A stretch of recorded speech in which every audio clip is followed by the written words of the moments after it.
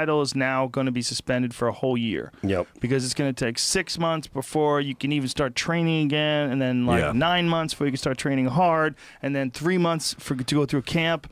You need a year. And then you got Cruz. It took even 2 years. years. They blew it out. But came back too quick. Right. But or do you simply say, listen, the title's going to be taken away from you.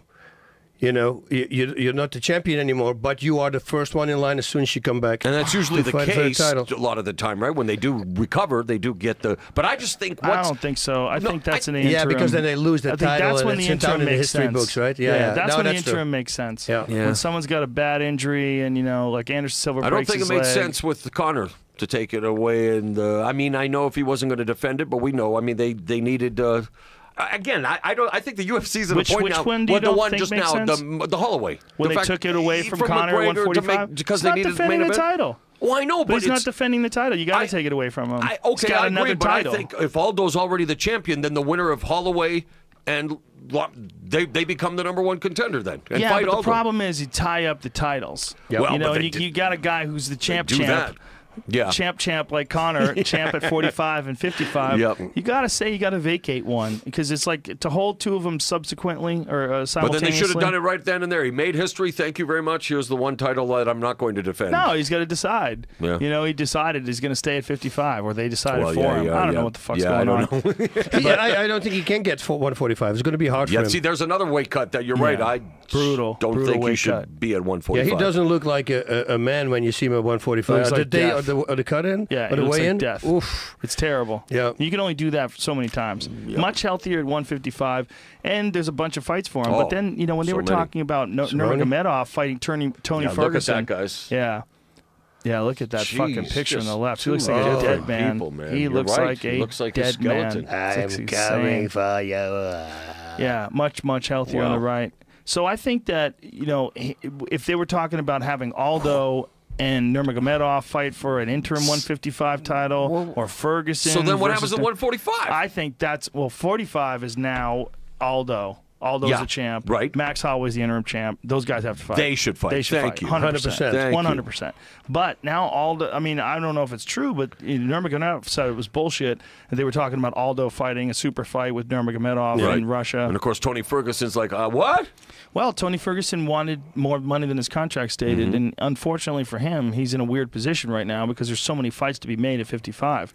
And the big one, of course, is Conor. Sure. Anybody who Conor fights, if Nurmagomedov decides to fight Conor and they decide that's the big fight and they put it on in Russia, put it anywhere, but Russia for sure. Fucking I don't think people Good luck realize with those how Irish much guys on the Russian guys. Russia. It'd be chaos. But no, you're right. It'd be I don't death. think they do realize, Joe, how big he is in Russia. Nurmagomedov's giant. He's a huge star.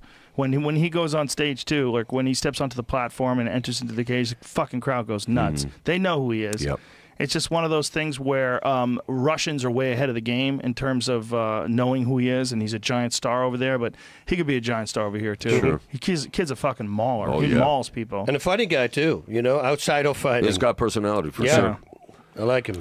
He's he's a real wild card in that division because he's undefeated. Yeah. I mean, we saw one moment of weakness. That's it. One moment was he in trouble, and he came back from that brilliantly. Cain Velasquez ever fight again?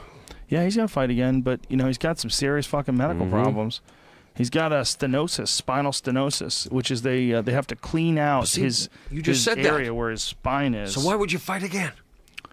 Because he's got a dream. He wants to I don't get know, the but I know title what you mean. back. But you say it medically like that, if it's you know what I'm saying? Like, see, well, apparently the doctors are very convinced that they can open up that pathway a little bit, and whatever's pressing down on the bone spurs or anything that are pressing down the nerve, they can remove those, and that'll alleviate his issues. All right. I don't know, though. I'm not a doctor. No, I don't know what's going on. Poor guy, man. But he fucked up in saying that he had to get surgery before the Verdum fight. Right. That was a big mistake. Yeah, it was. Because you put, Bob Bennett in the Nevada State Athletic Commission in a terrible position because you're saying that you're compromised. Yeah. And so then they ran some tests on him, and I guess his doctor cleared him, but the Nevada State Athletic Commission was like, look, you're going to have a cortisone shot and numb everything up. And even though you might have some, you don't have really a problem as far as the structure of your back, you might be compromised. So they're like, I can't do it. Go get the surgery. What about that French heavyweight Ngannou? He's a dark horse. He's Literally and figuratively. Yeah. But wow, He's when you were talking smashing about people. Romero, I was Yeah. thinking about him. I'm like, wow, that guy is he's terrifying. a monster, man. Yeah, Ngannou can punch so fucking hard, and he kicks so hard too. And he gets into the octagon. There's certain dudes, they walk in the octagon, they sound different. Like it's like fee, fi, fo, fum.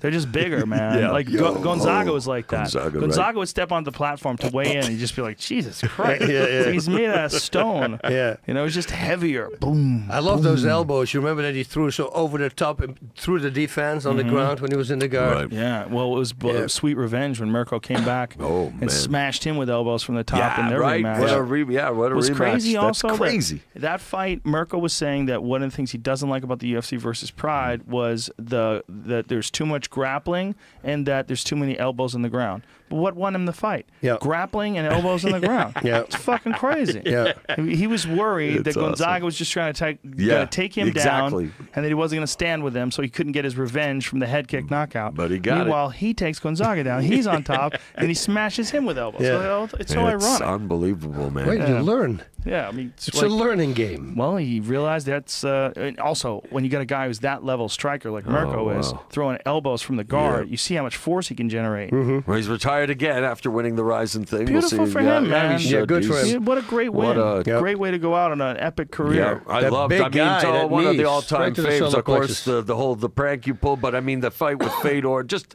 he was one of the, for me, the guy right away when you were around him was like, holy shit, man.